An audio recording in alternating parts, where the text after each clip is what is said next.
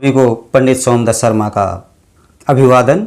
माता शक्ति के जो अधिष्ठात्र नवरात्र हैं वह आरंभ हैं इस समय पर, और जो ब्रह्म विद्या के जानकार साधक जन हैं वह ब्रह्म विद्या को पाने के लिए साधनाएं नवरात्रि में करते हैं।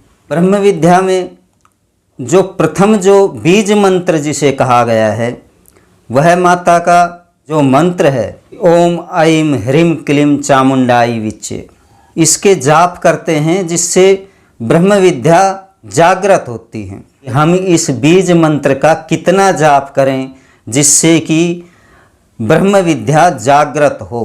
दोस्तों, जो ब्रह्म विद्या है वह इस बीज मंत्र से के 3.5 लाख मंत्र जाप पर केवल चैतन्य होती है। इसके पश्चात 3 करोड़ मंत्र जाप से यह प्रारंभ होती है। जो ब्रह्म विद्या के जानकार हैं वह बताते हैं। और यह आप यदि बगलामुखी आराधना या गायत्री आराधना में भी देखेंगे तो उसमें भी जो सबसे प्रमुख मंत्र है वह बीज मंत्र ही है, जो केवल नवरात्रि में 9 दिन में ही किया जाता है। अन्य जो साधक हैं वे ठीक है, माता के प्रति उनकी भावना है, महालक्ष्मी, महासरस्वती, महाकाली, ये 3 जो हैं यही शक्ति रूपा है, इन्हीं से ही सभी शक्तियों का जन्म हुआ है। और नवरात्रि में माँ अष्टांगी के 9 रूपों का ध्यान और उनकी आराधना की जाती है। दुर्गा सप्तशती में भी कहा गया है कि प्रथमम शैलपुत्री च, द्वितीयम ब्रह्मचारिणी, तृतीयम चंद्रघंटातु, कुष्मांडातु चतुर्थकम, पंचमम स्कंदमातात, षष्ठम कात्यायनी च, सप्तमम कालरात्रिति, महागौरीति अष्टमम, नवम सिद्धिदात्री च, नव दुर्गा प्रकृतितः, कि ये 9 दुर्गा के रूप हैं जो कि उनकी आराधना में काम आते हैं, दुर्गा की आराधना में काम नहीं आते हैं। यह दुर्गा प्रतिरूप नामक एक ग्रंथ है, उसमें लिखा हुआ है कि ये 9 देवियां 9 दुर्गा का रूप है, लेकिन दुर्गा नहीं है। नवरात्रों पर करने पर उनके 9 रूपों को पूजने पर दुर्गा माता की कृपा दृष्टि प्राप्त होती है, ऐसा देवी आराधना में लिखा हुआ है। अब दुर्गा कौन है?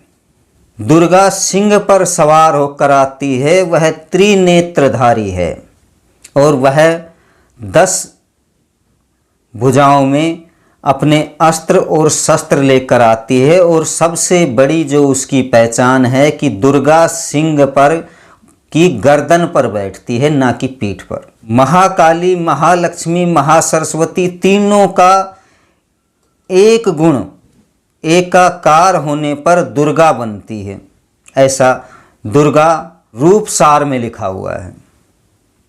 गौरी तिलक यदि पढ़ेंगे तो दुर्गा के 32 हाथ गौरी तिलक में बताए हुए हैं। श्रीमद् देवी भागवत है, उसमें दुर्गा को त्रिनेत्रधारी और 10 भुजा वाली बताया गया है। वह जो साधक जिसने मंत्र शक्ति द्वारा दुर्गा माता का ध्यान किया है और दुर्गा माता प्रकट हुई है, उसने उसी प्रकार से दुर्गा माँ के रूप का और उसकी शक्तियों का वर्णन किया गया है। लेकिन हम क्या कर रहे हैं, मूर्ति हमने या जो हमने चित्र माता का रखा है वह तो अष्टांगी का रखा हुआ है और आरती कर रहे हैं अम्बा गौरी की। जय अम्बे गौरी मैया, जय श्यामा गौरी। क्या है ये? अम्बा मैया तो शेर पर बैठती ही नहीं है, फिर अम्बा गौरी की आरती क्यों कर रहे हो? कटाक्ष करता हूँ जो भगत होते हैं उनकी, ताकि वो सुधरें और उन्हें माता की या अपनी जो वो ध्यावना कर रहे हैं, जो भक्ति कर रहे हैं, उसका फल उन्हें प्राप्त हो। मैं कोई उनकी बुराई नहीं करता हूँ कि भैया आप ये कर रहे हो, आपका ये होगा, नहीं भैया।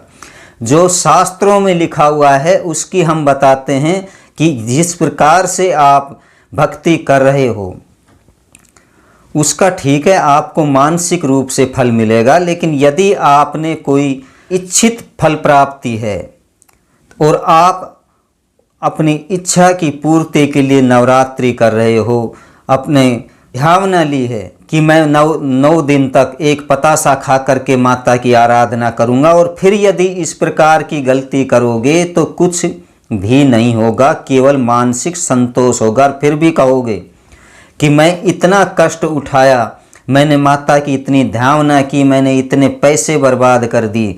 ये नहीं कहेंगे कि पैसे माता के में लगे, बोलेंगे कि पैसे बर्बाद कर दिए लेकिन फिर भी हमें माता ने दर्शन नहीं दिया। या आप शुरू से ही गलत थे। आप जो बीज बो रहे हो वो है बीज ही घुना हुआ है, तो फल क्या पेड़ भी नहीं जामेगा। डालते रहो पानी। कितना ही आप जाप कर लो, कितना ही आप वो कर लो, लेकिन जब तक आप सही प्रकार से नहीं चलोगे आपको फल की प्राप्ति नहीं होगी। इसीलिए शास्त्रों में कहा गया है कि बगैर गुरु के ज्ञान नहीं है। दुर्गा क्या है, मैंने पहले भी एक वीडियो बनाया था कि शेर पर सवारी वाली माँ, इसका डिस्क्रिप्शन में लगा दूंगा मैं।